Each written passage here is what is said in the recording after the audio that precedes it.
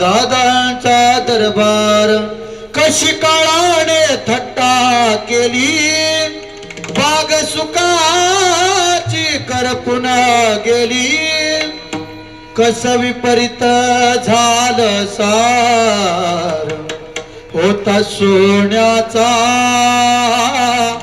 संसार.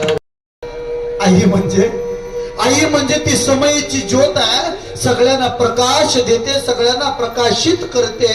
पण जा कधीतरी त्या समयी जवळ जा आणि बसा आणि त्या समयीला सहज स्पर्श करा.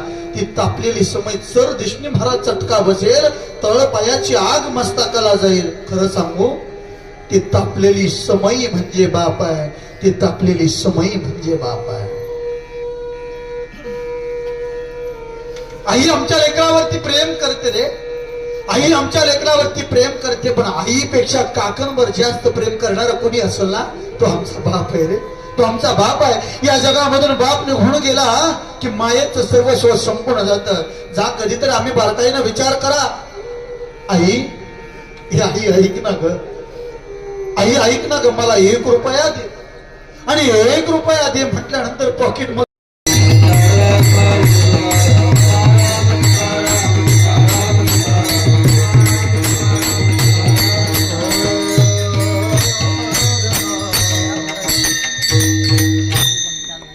रामकृष्ण हरी. राहिल्या त्या कीर्ती जगा माझी. 26/1/2024 रोजी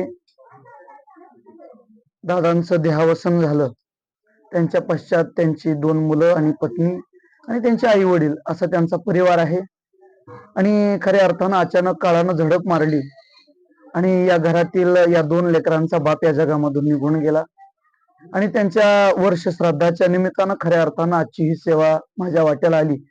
खऱ्या अर्थानं त्यांच्या या कुटुंबानं त्यांच्या आठवणींना उजाळा देण्याकरता आजचा हा सोहळा आयोजित केला.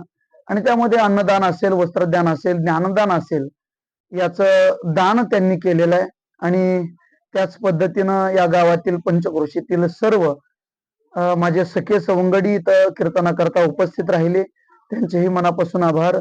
आणि त्यांच्या पश्चात त्यांची जी 2 मुलं आहेत, यांचंही यांच्याकडून देशाची, धर्माची, देवाची सेवा घडावी हीच भगवंताकडे प्रार्थना करतो. रामकृष्ण हरी.